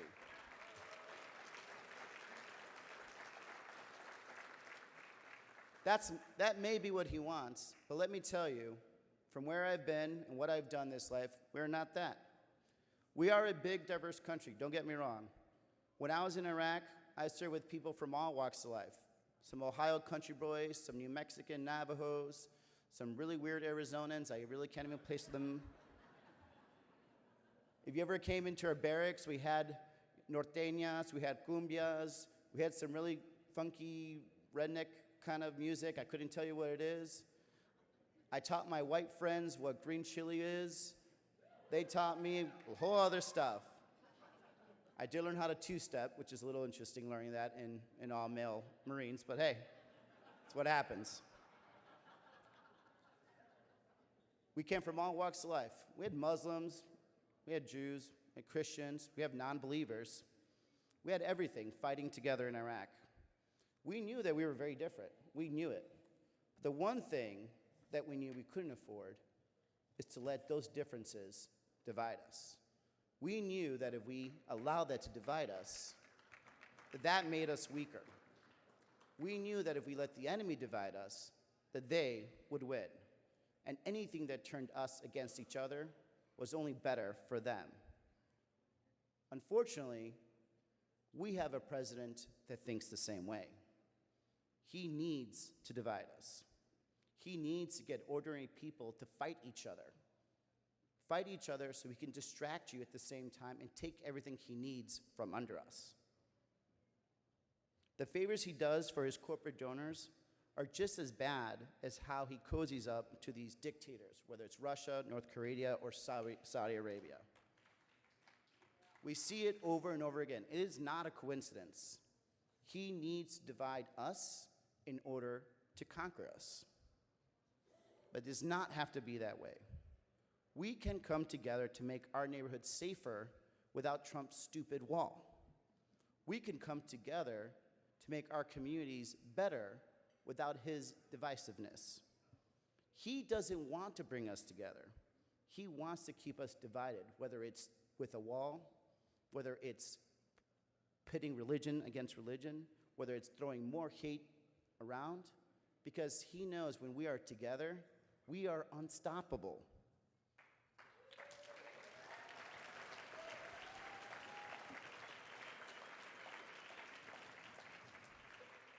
I'm a proud son of immigrants. My dad is from Mexico. Hola a todos los mexicanos allá afuera. My mom is from Colombia. And you may not notice whether if you're watching Fox News or listening to this administration, the real dividing line is not where our parents came from or when they came to this country or how long they've been in this country. The real dividing line is who are we willing to fight for? Are we willing to fight for each other? It is easy to say, I will stand up for the LGBT community if you are LGBT. It is easy to say, I will stand up for the immigrant community if you are Latino. It is easy to say, I will stand up for the women and women's rights if you are women. But you need to care if you're Latino about the LGBT community. You need to care about women's rights if you are a male. If you are progressive, we are all in this fight.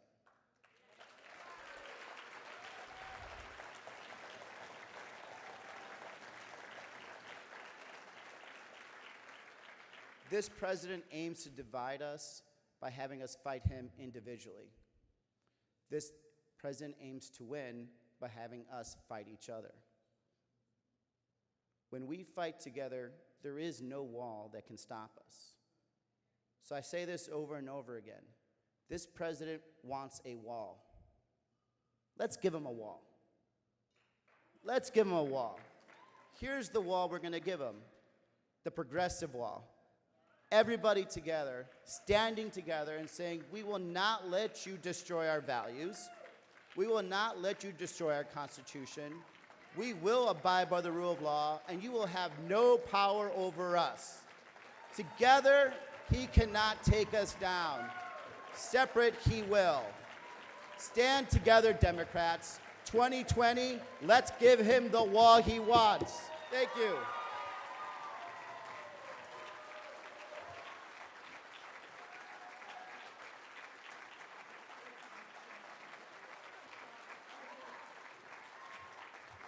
Let's hear it loud and clear for Congressman Ruben Gallego. Woo!